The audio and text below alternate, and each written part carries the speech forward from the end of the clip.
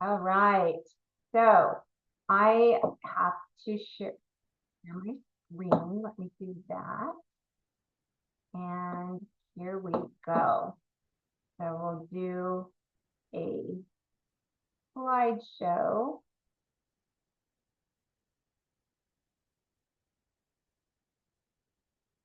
Sorry, had it up and then all of a sudden it was gone. All right, there we are. So I did have some people come in at the last moment. See if I can admit them. Shoot. Hold on 1 second. There we go. So it is just me running this presentation. So I think that was a little, I didn't mean to come off the presentation, but I might have to do that if I have to let people, as I let others in.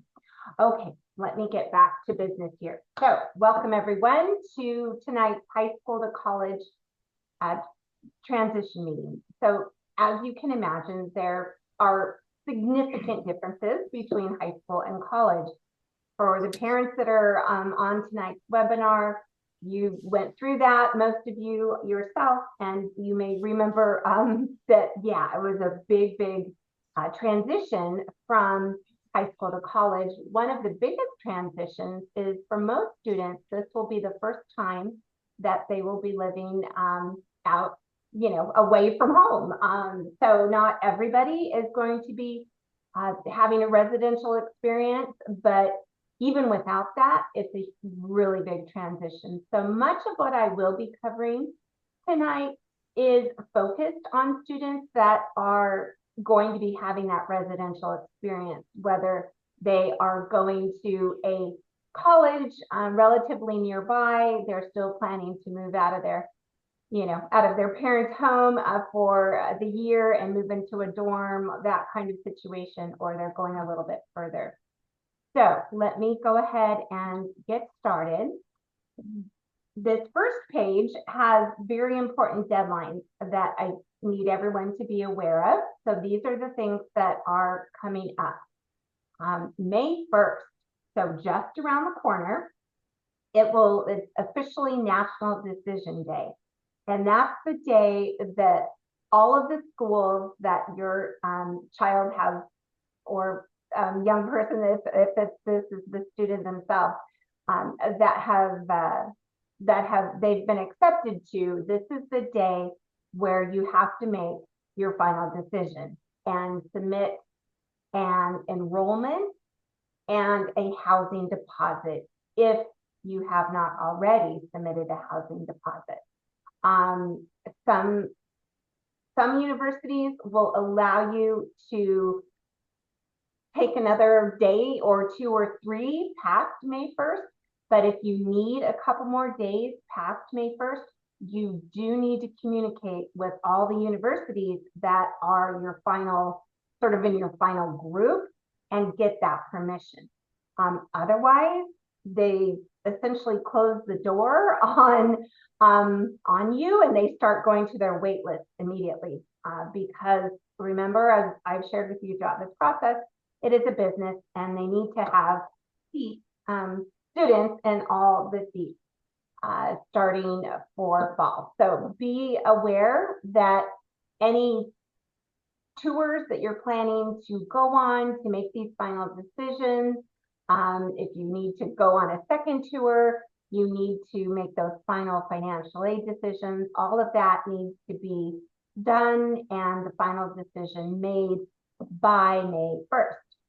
So, and then I just put down here that that's both an enrollment. You have to send them a deposit of a few $100s that tells them you're planning on enrolling, or that you are enrolling and you want to register for classes for fall 2025, and a housing deposit if indeed you'll be living on campus. The housing deposits are something I've shared with many of you.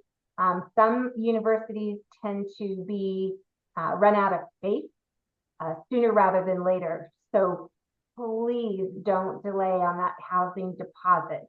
I have had families every year come back and say, oh, we thought we had more time. And then unfortunately they get to the university for pardon me, non-enrollment day. What am I trying to say here? For the first, day of classes, not classes. I'm so sorry. I'm having a brain fade at the moment. But you get to the event where new students, new freshmen orientation. That's it. Thank you. Oh, goodness. If you wait until orientation, it could be too late, and you could end up having to get an apartment off campus, and it's not the environment that you would hope. So please don't delay on those housing deposits. Okay, once you make your final decision and that momentous decision has been made, all of your deposits are submitted, the next thing that you have to be aware of is the deadline for getting your final high school transcript to the college, the one college that you have set your deposit to. And most high schools will have a process by which you can, by which they'll ask you, what school are you going to? You fill out a form, and so the counselors have that information and they do everything automatically. Word to the wise though, for again, the parents and the students, it is actually not the high school's responsibility. It's their job to send the final transcript. But if they make a mistake and miss yours, or something goes awry and your high school transcript does not arrive at the college, the responsibility for it getting to your new college is on you. And this is one of the first realizations that you are now an adult and you will be treated as an adult at the university. So it's really important that you do make sure that your transcript has arrived at the university by the deadline that the university has told you. It's typically July 1st. And that goes for any community college transcripts, any college courses that you took and you included on your application. All those transcripts have to get to your new school. So the way that you will determine whether those transcripts have arrived is you'll log into your student applicant portal, the same place where you went to go see if what your admission decision was, and that's where you'll see whether the transcripts have arrived. The next big marker or time date is mid-July. So AP and IB test scores typically will come out about July 10th. That varies every year, but on that, by July 15th, that's the next important deadline. You need to have already, of course, ordered your AP and or IB test scores be sent to your new college home. And that same applicant portal, that same student portal is where you're going to log in and make sure that those have arrived. Okay, so again, just for all of the students listening and all of the parents, please know that the college expects the students to make sure that these things have happened.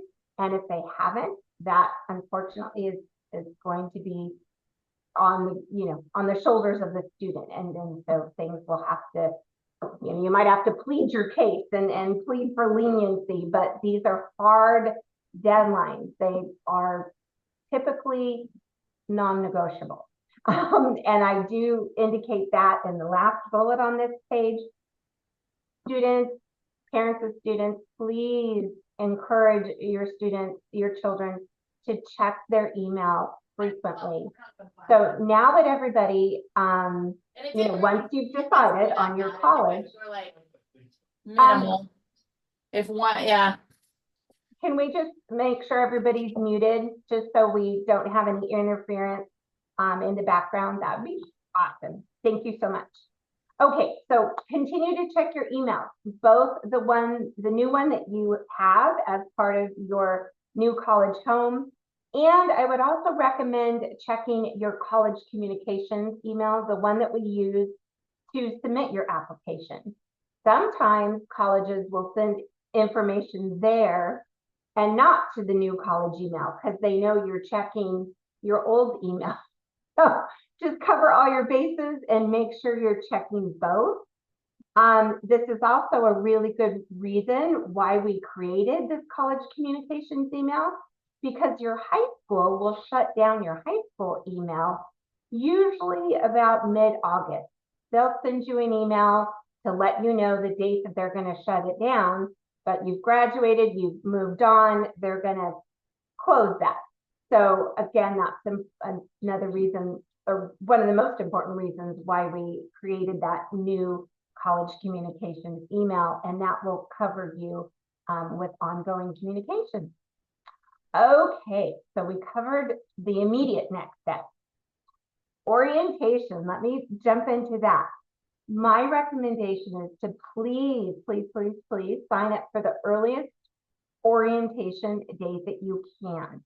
The reason that you want to get a jump on, going to the earliest orientation as possible is for two big reasons. One, this is where you're going to sit down with an academic advisor and begin mapping out your freshman year courses. So that is important because you need to then register for those courses. And just like some of you have experienced in high school, or if you've taken community college classes, certain classes fill up faster than others, the times that you want, the days of the week that you want, right? They fill up and then you don't get your first choice. So the earlier that you get on campus and can register for those classes, the better off. So definitely sign up early. The other reason is you get to start making friends, right? These are going to be new friendships, a whole new community that you're going to be building. The sooner you get started with that, in my opinion, the better. Okay. The second bullet, meal plans. As you are doing your housing application, you will have to choose a meal plan. If you're living on campus, choosing a meal plan, paying for a meal plan is mandatory. You can't opt out of it.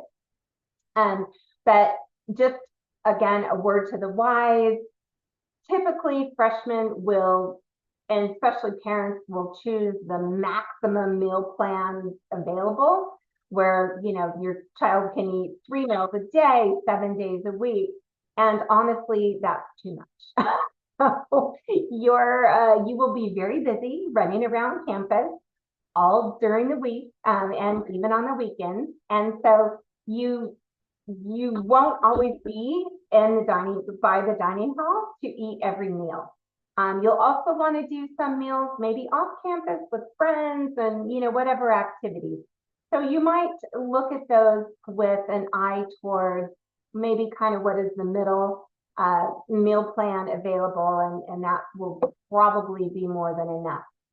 All universities now have these flex dollars that get loaded onto your ID, your student ID. And your student ID becomes your gateway to all services on campus. You'll show that's how you'll swipe into a lot of buildings that you have to be a student to get in. That's how you'll get into your dorm building, your room, all that kind of stuff. So it's also where you can get flex dollars added to that card, and those can be used at the local Starbucks on campus, or different dining options on campus, and that's super convenient. I wanted to mention summer bridge programs. Some universities will allow certain groups of students to come onto campus early and kind of get a head start, get a little familiar with the campus, take a tour around the campus so they have a feel for where their classes are going to be, where the library is, where the health center is, where food is, where the room is, that kind of thing. Typically, these specialty groups are first generation students, so students whose parents have not gone to college before. So this is a new experience for the student and for the family.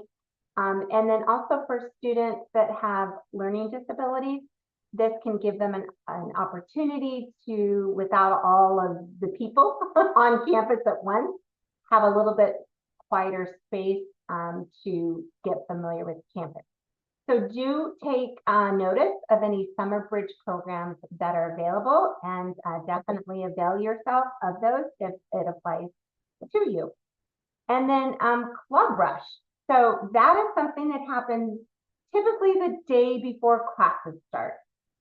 Some universities are so big, they spread it out over 2 days, but whatever your campus ultimately does, it's very similar to Club Rush at your high school.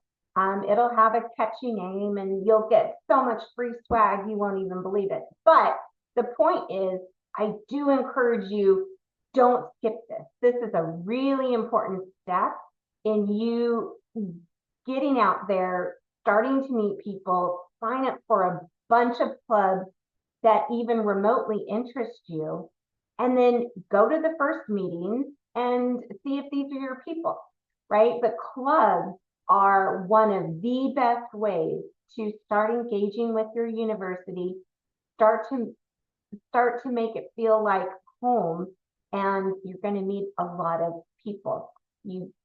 It's going to help you, adjust to this whole new environment. So definitely get involved and at Club Rush, sign up for all sorts of things. At orientation is where the university will teach you fun things like the college cheer and all about the traditions that the university has. And again, that's the whole point of that is to help you bond, if you will, with your college, and to know, what to do at football games, basketball games, all that kind of stuff, and just to start really investing in your college career and the community that you are stepping into. So those are many of the things that are going to happen in the very first, orientation over summer, and then the other things the very first days of college. Okay, the next several pages, I'm not going to go through every single one because there's like 4 pages of tasks. But I will send this presentation to all of you and just use it as a checklist. Honestly, these are all really good ideas, again, to begin engaging with your university, to be aware of all the things that are happening at your new home, and to start, taking responsibility for your college journey, and your journey as now a young adult. So things that may, are probably not earth-shattering, but be sure you do them. You want to sign up for safety alert. My funny story about safety alert is my oldest daughter went to Montana State University and they would have bears come on campus. And so we all signed up for these safety alerts, my husband and I, my daughter, and we would get these alerts. Yep, there's a bear in front of the library, don't go there. And so that was sort of humorous and scary and frightening all at the same time. But you can get whatever the case might be. You still want to know what's happening with respect to safety for your child and students. You definitely need to be aware. I want students to spend a lot of time digging into their college's website over the summer. You will find so much information. For those of you that had to write a YS essay, why do you want to attend this university? You just started getting into the website. keep going, right? Look at everything under student life, look at everything under your major, look at everything on the calendar section, so that you begin to get a feel for all of the incredible options that A, you're paying for, and B, are there for you to engage with your school. Okay, choose a planner. You know this. I've talked to you from day one since we started working together. I will just state that the reason I wanted you to do your own planner while you were in high school is because there's no Canvas in college. If there is, your professors are not always great at using it, and it's not their responsibility. It's your responsibility to know when the assignments are, what the assignments are, when they're due, and all of those things. So you're much better off to just be in control 100% of your calendar, keep track of it, whether it's digital paper, doesn't matter, but you gotta use it. Okay, then these other things I think are pretty self-explanatory. So the second to last bullet, you will have to take some little, let's see. So they're kind of like orientation classes. It's going to vary by school, but there'll be things like sexual harassment training, for example, so that you learn what types of actions, things you can and should not say or do as you, again, become a young adult, live in close quarters, all go to parties, all those types of things. That's very common now across universities to have that kind of training. You will have to possibly take training on how to use specialty systems. If you're going into engineering, for example, you might have to take some training along those lines. So anyways, that's why you keep checking your email, because your school will tell you what you need to do and when it's due by. So that's what that guy is all about. Summer tasks continue. This is my hot tip.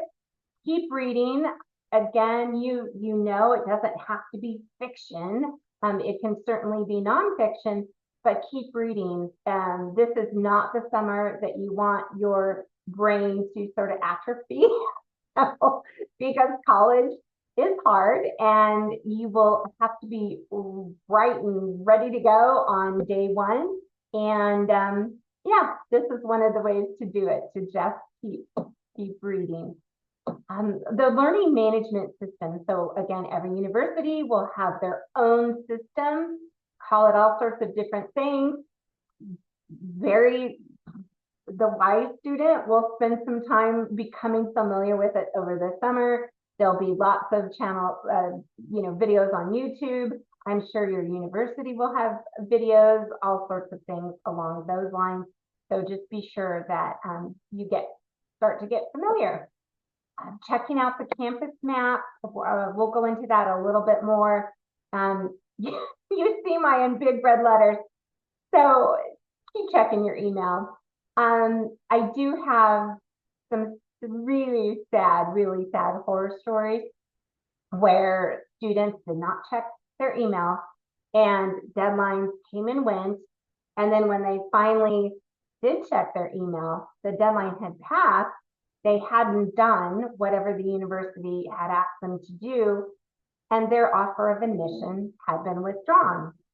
So all this work, and what? Now I don't have a place to go in the fall. Fortunately, in all the circumstances, I was able to come alongside the student and the family and set things back in motion. Whatever had to be done. Usually it's a mea culpa email that says, kind of throw yourself on the mercy of the court, in this case, the admissions office. And, fortunately things did work out, but don't go through that. It's just not necessary by keeping track of your email. Okay, so for students, dorm life. This is one of the really fun parts about going off to college. Dorms come in every shape, style, age, condition, just they're all sizes, right? The way to make sure, or not make sure, but the best way to give yourself the best chance at getting a roommate who's a good fit for you is to fill out that roommate questionnaire and answering each question with lots of honesty. So, for example, one of the questions you'll be asked is, are you an early bird? Like, do you get up early in the morning, or do you prefer to sleep in and stay up late? Students might think, well, I'm definitely, I like to sleep in. I go to bed late, but I got to sleep in the morning. So, but you know what? I'm going to do it totally different in college. I don't recommend in trying that right out of the gate.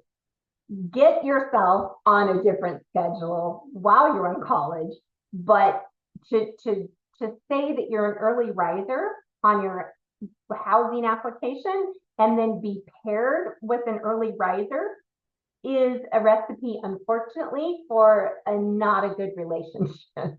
So answer that questionnaire with how you are now, and in all honesty.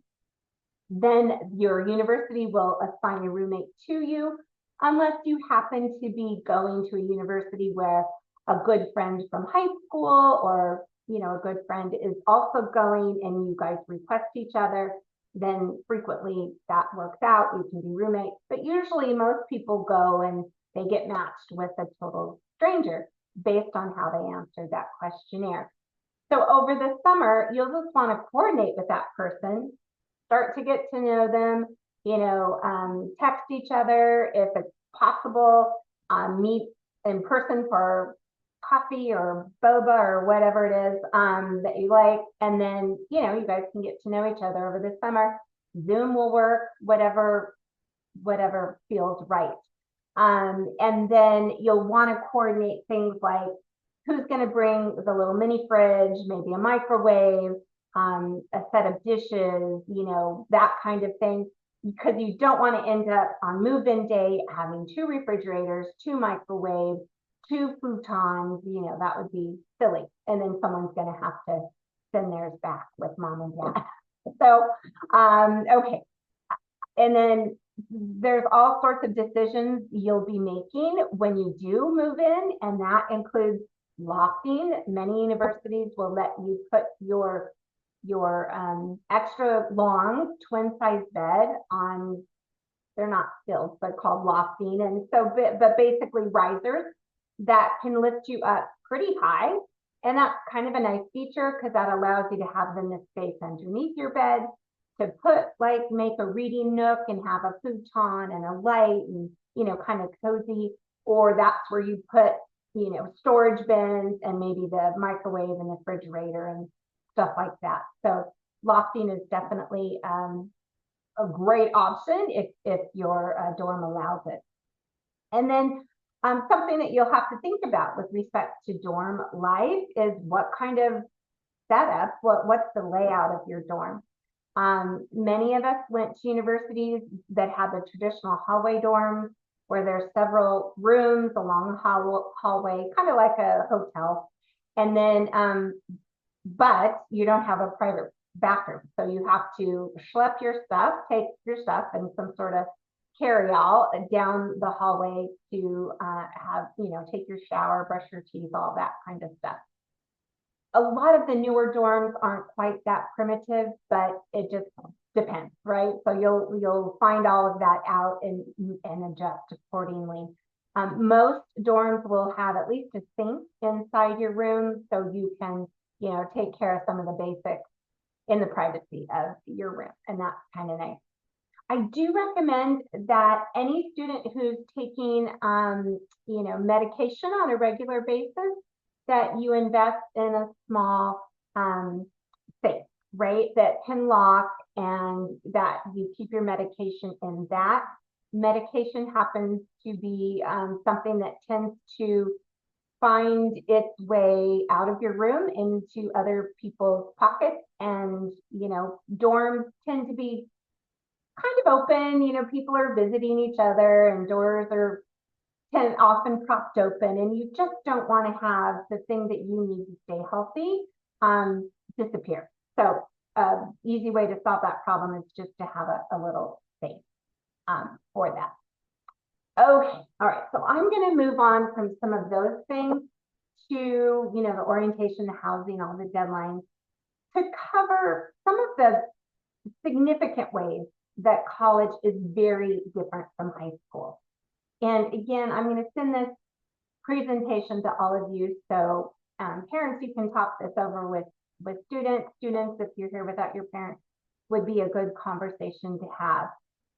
But the number one way in which college is so very different is time will be managed by you, the student, by the young adult, not dictated to you like it is now, where you got to be in your seat by the first bell, then the next bell, you move to a different class, you're in class for what, 6 or plus hours a day, and then you have your extracurriculars and all these kinds of things. Everything is structured for you. When dinner is, right? Your parents tell you, okay, we're having dinner XYZ. That goes completely away. In college, you are 100% responsible for getting yourself to your classes on time. They're going to start and run without you, whether you're there or not. And they don't mark. Some classes might take attendance, rarely. It's usually just, if you're not there, you miss all of the information, and not a good call. And it's up to you to get yourself to the dining hall during the hours that they're serving food. It's up to you to get to the library during the hours it's open, the health center, so on and so forth. You get the picture. So it's this wide open field, if you will, and it's up to you to build structure to your day, your week, your month, and that is what will help you be very successful. If you don't have a plan to build structure, when are my classes, build in time to study for each of those classes, build in time to engage in club activities, extracurriculars, hanging out with new friends, the roommate, so on and so forth. If you don't build that in, it's not going to happen. And you'll end up with not the full experience that you wanted, and you could get into some early trouble academically if you're not structuring your time. So that's the biggest difference. The next big difference is colleges expect professors to learn and think independently. So sometimes I'll hear students say, okay, so I understand the material when the teacher's presenting it, when I'm working with my tutor, but then I get into the test and I've never seen these questions before, and I get stressed and I don't do well. Well, college is going to be like that, all of it. The professor is going to be giving you tons of information every class period, and it's up to you to take effective notes, synthesize that information, do some outside reading, work with your study groups to make sure you understand all the material, do the labs if that's part of the class, all that kind of stuff, so that when you do have the midterm or the final, you can apply all your knowledge to whatever scenario of question your professor gives you, because it will definitely be more along the lines of, I've never seen that before. It wasn't in the test prep packet. You're not going to get a lot of that in college. It's definitely going to be on you to make sure you're gathering, learning all of this stuff and like I said, synthesizing it and then can apply it. So that's what this little bullet is all about. Okay, number 3, super self-explanatory. Don't procrastinate. College is like drinking from a fire hose. You will hear that analogy used a lot, and it's really true. You're just going to have a ton of information coming at you, and you are ready to handle it. This isn't meant to scare anyone. You have been admitted because they know you're ready to handle it. I'm just making sure you know what maybe stumbling blocks tend to present themselves year after year after year to students, myself included. I mean, it was eons ago, right? But I was a horrible procrastinator, and it's so difficult to make up time in your college coursework. So it's professors rarely give out extra credit. So whatever might happen on a midterm or a test, there's rarely an opportunity to do extra credit to, sort of remediate or recover that grade. So just don't do it. Don't procrastinate. Get on it right away. Now to a fun thing, right? Social life. This is also wide open. For the first time, possibly in your life, you're going to be living with and amongst people your age that are from all different walks of life, all different states. They're from different countries, different belief systems, different values, different everything. And that's one of the exciting and very fun things. But again, you're going to want to build some structure into what that looks like for you, and just, make sure that you are putting yourself out there to meet lots of new people, and enjoy that facet of it. You, of course, have to weigh the social time with the real reason why you're there, which is the academic, or the more time consuming reason you're there is the academic. But yeah, the social life, definitely try to engage right away. Okay, number 5, we talked about dorm life a little bit ago, and it is important to know, if you've already toured some dorms, you've seen this little tiny space. Many of you possibly have your home bedroom to yourself, and it could possibly be bigger than a dorm room that you're going to be sharing with essentially a stranger. You won't be strangers for long, but there will be things that you'll have to learn really quickly about, give and take and being adaptable and all that kind of fun stuff that goes with living with another human being. So just something to be aware of, and yeah, and just be ready to be flexible and adaptable. Okay, the last thing is, now you will be responsible for taking care of yourself. So your parents are not going to drop you off, move you in, and then, never to be heard from again. I don't mean that, but think about it, especially if you're going to be moving on to a campus. You're now responsible for when you wake up, when you go to bed. You're responsible for when you eat, what you eat. You're responsible for laundry. That's always fun, right? You have to know how to do your own laundry, and you have to do it. Otherwise, you're going to run out of stuff to wear. You're responsible for getting yourself to class on time and doing all of the other things that are involved. And so that is, again, a thrilling part of college, because here you are now becoming a young adult, doing the things that adults do, and having that independence and making all of these decisions as to what's best for you. Just know that those decisions are going to be required of you, day one. So I think it's important for students to give that a little bit of thought and kind of be ready for it.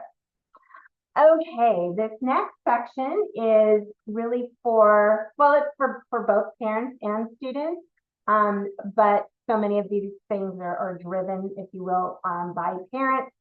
So again, quick checklist. You'll want to get your student should have a bank account in their name. That's probably the best way to go. Students may not have any knowledge of what a checking account is, what a credit card is versus a debit card versus a prepaid card versus a, Venmo account versus whatever. Just do kind of banking 101 so that they are familiar with all of that. That third bullet, I really should take off. I don't know if anybody does checks anymore. Well, I take it back. They might have checks, but I think most of us use our phones and deposit them using our phones. So that's great. They don't have to make a trip to the bank like we often used to have to do. But if they should get any checks, sometimes universities, you might end up overpaying, and tuition or get some sort of a refund for something. Won't be a lot, but even if it's $20, $50, it will go to the student, not you, not the parents. So they might have a check that they have to deposit. They just need to know how to do that. Okay. Be sure to set up a Venmo account or whatever kind of cash app that your family is familiar and comfortable with, so you can get cash to your child when they're away from your home. And then that last one, believe it or not, students will still have to know how to address an envelope and put something in the post office. So that is something that is not taught anywhere ever. So you just quick lesson. And if not, students, you just have to Google it. It's not hard. I'm sure there's even a YouTube, TikTok video, all sorts of stuff. Okay, parents, I think it's a good idea for you also to sign up for those safety alerts.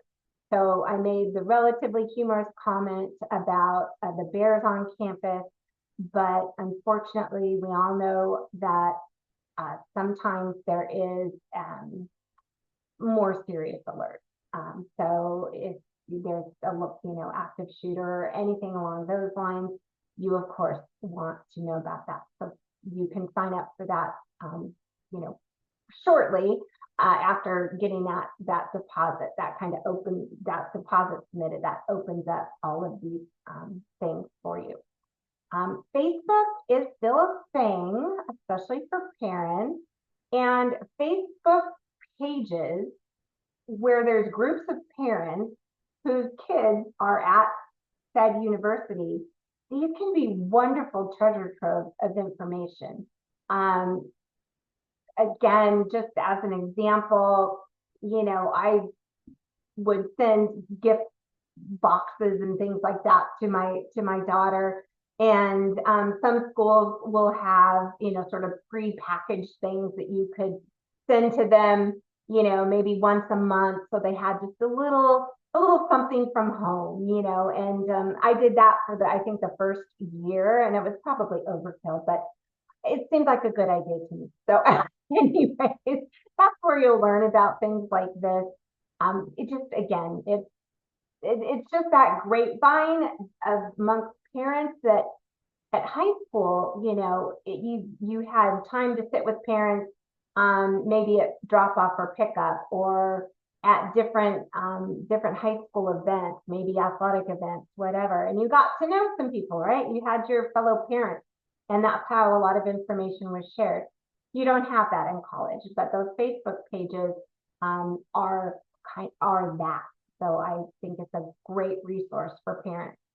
One of the things I encourage parents to do is get a calendar, like know what events are going to be happening on your child's campus, especially that first year. You're going to have parents weekend, and that's so fun, right? That's when you haven't seen your child, probably for, I don't know, a couple months. It's usually during football season or something fun like that. There's usually lots of fun activities planned for parents with their students, and you get to see your students, my students, your children, in their new home, and meet some of their friends and see their room, and and just kind of how things are going. So some universities, especially if it's tied to a football or homecoming or something like that, it can sell out and you can't find a hotel room. It's just difficult to actually get there. You don't want that to happen. So these are some ideas about how you can get an early jump on scheduling those activities and be ready for them.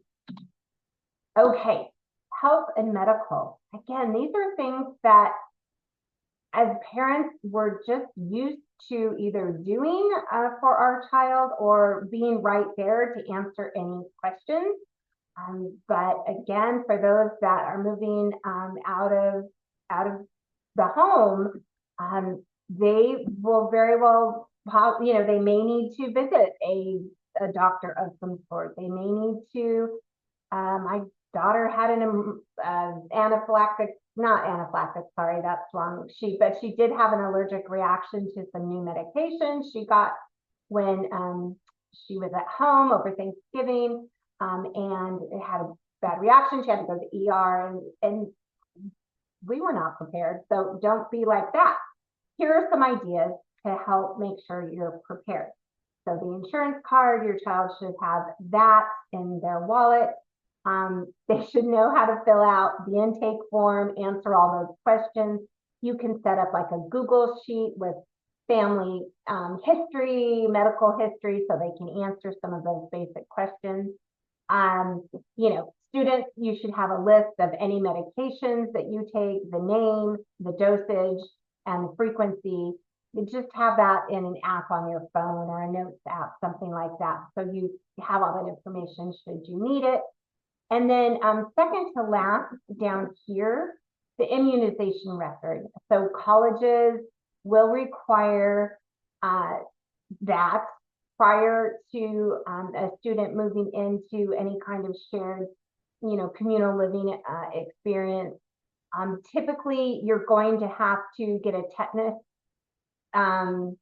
You make sure that you're up to date for tetanus. You'll have to get a tuberculosis test over the summer. They want to make sure that obviously you don't have tuberculosis. Parents, you can explain that to your children.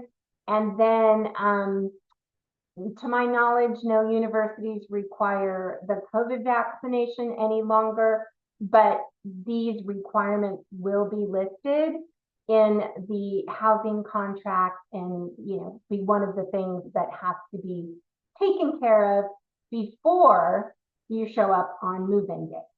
So just, make sure that all of those things are up to date and ready to go. Okay, this is definitely another very important set of information. So the durable power of attorney will allow you can have your family attorney set this up. I've got a resource down at the last bullet. It's one of the many online legal document companies that are out there that you can complete a relatively simple pre-written legal document and then take it to say a UPS store or whatever and have it notarized. But it's important to be prepared and have things in place in case the worst case happens. And I hope that nothing along those lines ever does, but it's better, again, especially if they're not living in your home, to have these things covered so that there are legal documents in place and you can engage in the care for your child if needed. So durable power of attorney, I definitely recommend. That can cover things like advance directive, what happens if your child is unable to speak for themselves. The HIPAA, which is the form where when your child turns 18, right, they're a legal adult, so you no longer can do things like call their doctor and say, I want to talk about XYZ, or, you can't see any of their medical records unless your child gives you permission to do so. So there are a couple of forms that I recommend parents and children discuss and then get put in place. One is a universal HIPAA, I believe I'm using the right term, that can be part of the durable power of attorney document. So that, again, if your child is unable to speak for themselves or anything along those lines, the parents, can step in and be their voice with hospitals, doctors, all of those things. The FERPA that I have listed there, FERPA is something that maybe, I don't know if anyone's even heard of it, but it's the federal law. I have my little notes here so I explain it correctly. It's the federal law that protects the privacy of all student records when the child reaches the age of 18. So unless your child or you, the student, signs a waiver, FERPA prohibits the college from providing parents with information about their child's grades, accommodations, or academic progress. Well, that's different. Here you've been going, all of these years, you've gone to the parent-teacher conferences, you can email teachers, you go to school, you talk to the counselors. That stops when they are 18, and the college absolutely, they just can't talk to you. They can't break that law. So there is something called the FERPA waiver, and every university has this on their website. Go to the website where you're going to be starting school, college, type in FERPA waiver, and it will bring up a link to that document. You print it out, fill it in, and it's actually the student that signs it. They name ideally both parents, and then they sign it and they email it to the registrar's office at the university. By the student naming their parents on that document, on that FERPA waiver, and signing it and getting it to the registrar, now the university has the student's permission to talk to you about their accommodations or their progress. You won't be getting report cards. So you have no idea how your child is doing. And again, progress. So having access to this can be an important piece, not so that you can follow checkup on your child, right? Now they're stepping into adulthood. They need to have enough freedom and reign to do what they need, to take care of business. But again, I've got lots of stories that sometimes things don't go as planned, and the parent thinks their child is attending classes and doing the work, and turns out later that's not the case. And so how do you know, and how do you kind of dig into that? One of the important things, and I'll give this example before I move on, is accommodations. So some students will have learning disabilities or are on the autism spectrum, and they register with Student Disabilities Office and receive various accommodations. My youngest daughter was one of those students. Well, she ended up getting into a very, very bad horse riding accident. It was as bad as getting into a car crash, hitting cement pole at 40 miles an hour. It was devastating. And, fortunately, no permanent damage, but it was a mess. So we did not have this in place. We didn't have a lot of things in place. And what I discovered is I had no power to even, I couldn't communicate people that could help her get through the notifying teachers, professors that she wasn't going to be in class and all that kind of stuff. So we had a lot of learning to do the hard way. And that's why I spend a lot of time on this section. I don't want anyone to have to go through that. So good information there. Okay, lots to read here. I promise I won't go through it. There's going to be some differences, some new things for your child to know and have available for their safety in their car if they're taking their car to college. If they're not taking their car to college, there's some things that you can help them figure out. How do they get around town? What are the university shuttles like? Do they take public transportation? How do they get around? Just again, good things that maybe you hadn't thought, no one thought of this far in advance. And this one is for everybody, very much for students. One of the things, as you can see on the headline, underneath the headline, is I have hints before you need them. As a young adult, as the person responsible for your education, for getting your education, for now your social life, for all these things, right? You need to know where to go for help. This is actually was a pretty common theme for college essays, for talking about in the college application. Sometimes students had some uneven transcripts, and we talked about, well, I realized I needed a tutor, so I went to, I got a tutor and I increased my grades. Well, where do you go on your new college campus to get a tutor? Well, that's where all of these offices and services will come into play.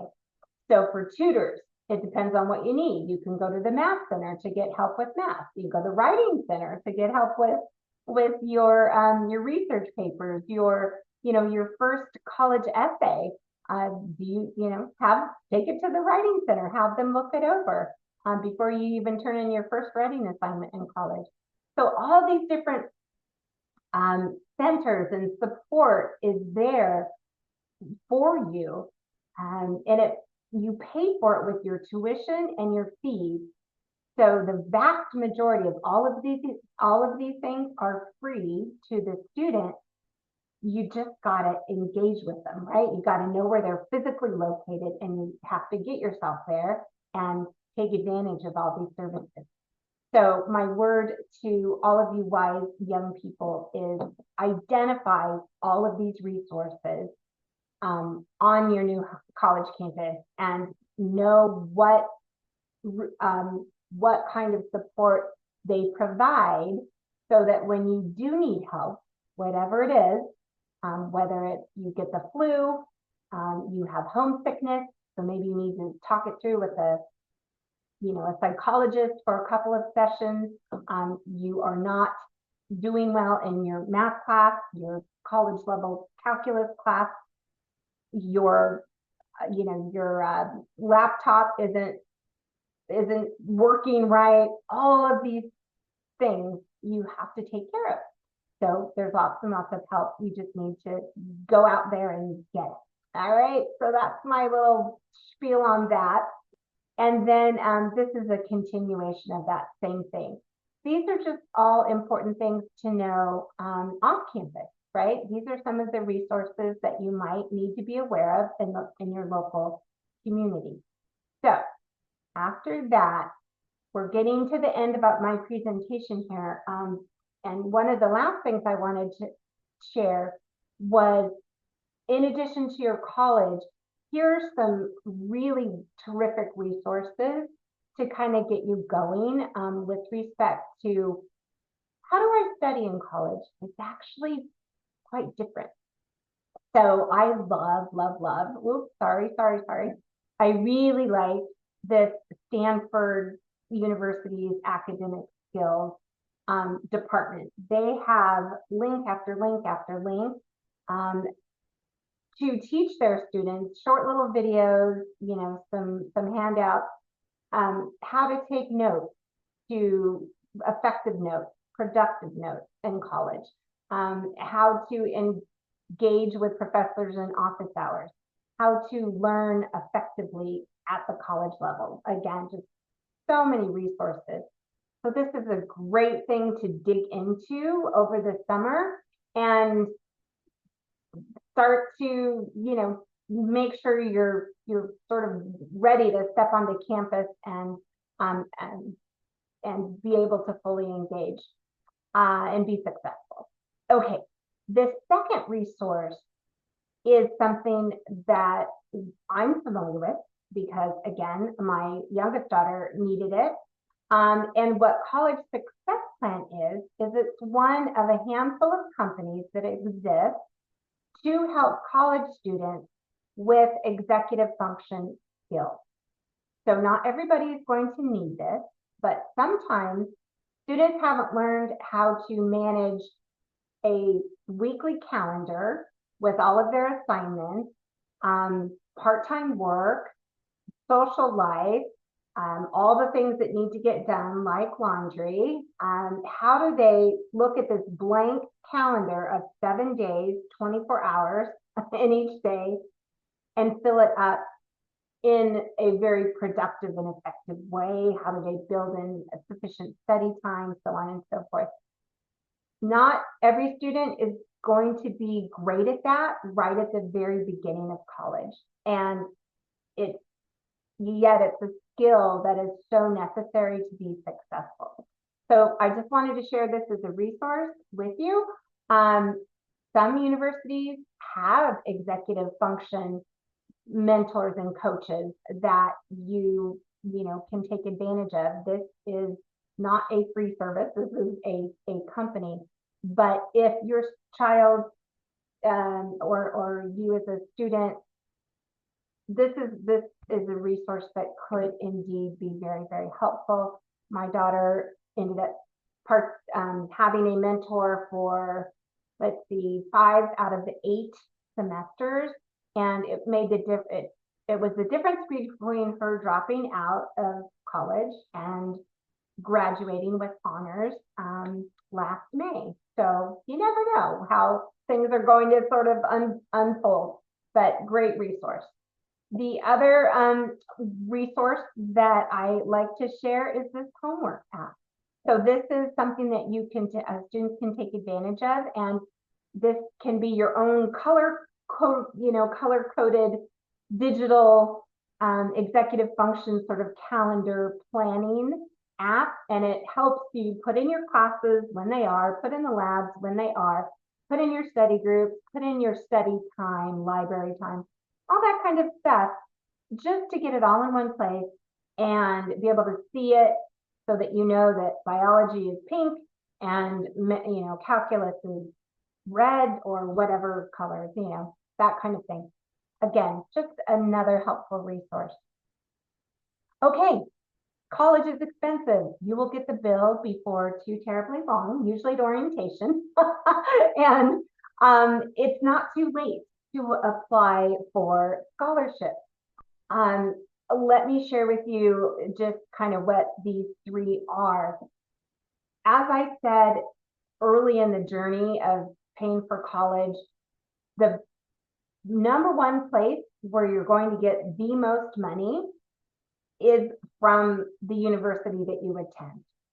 And that's true whether it's a merit scholarship or that you might have gotten when you got your acceptance letter. But there are other opportunities. So don't give up. Once you are a student who has put down your deposit, then you have access as a full student with all those rights and things to access the website, or not the websites, but the databases that universities have of their very own scholarships. And these scholarships are often funded by alumni, by people that own companies that love this university, and they they offer these scholarships. So you have to apply, but you've already gotten over the first hurdle in that they're on this database because the people funding the scholarship really love this university. So they're going to already love you a little bit, right? So then they want to see that what your need is, it aligns with the reason that they give the scholarship. But that college website, I should change it to database. That's a wonderful, wonderful resource that will be open to you after you deposit. Then never always ask and go to your individual department's database website and poke around there and see if you can find any scholarships to apply to. They're not always on the website. So that's when you as a young person takes yourself to your department office and you ask whoever is sort of manning the front, the welcome desk of your department's office. Are there scholarships that I can apply to? Departmental scholarships. And again, I use a lot of personal examples. My oldest daughter, she had a full tuition scholarship, but it didn't stop her from applying to lots of departmental scholarships. And every $1,000, $1,500, $2,500 scholarship helped bring the cost of what she had to pay and what we had to pay for her housing. So don't ever give up. Keep asking and try to get some help to your parents as far as getting that cost down. Going Merry is one of the many national databases that you can complete a profile and they will email you weekly scholarships that are open for, they try to match you to apply to. These are going to be harder to get to, or these are going to be harder to actually be selected for because these are national databases. So you're competing with a huge number of people from across the country. So I think it's, in my opinion, wiser to devote your time and energy to what you can find on your college's database and asking your majors department for their scholarship. Okay, that was so much information. This is my final farewell. Go be great slide. But before I do that, I'm going to come over and see if anybody had any questions in chat. So it looks like so far no questions. Does anyone want to raise their hand or come off mute? We have gone past the hour and I apologize. I am a talker. So yeah, anyways, does anyone have any questions for me? Feel free. Don't be shy. Nobody. Okay. All right. Well, I have to just wrap up then. You got a nice compliment, but again, I will send you this. I'll let you know. I'll give you a link to this YouTube. You can fast forward to any section you're interested in. And please know that I continue to be you and your child's resource. If you're the student, I continue to be your resource. Technically, our contract stops on July 15th, but I do this because it's a joy. And now that we're through the hard part, right? Now we can have fun. So if you have any questions, please, please, please reach out. And yeah, it was a wonderful, wonderful journey. You have amazing children that you have all raised. And again, for the young people on, I have no doubt our country is in good hands with you launching into this next stage of your life. And thank you for letting me be a part of it. All right. So, okay, still no questions, but I appreciate all the thanks. Thank you, Janice. That was great. Oh, you're so welcome. You're so welcome, everyone. All right, we'll have a lovely, lovely evening. And yeah. So I do this really early in the process now because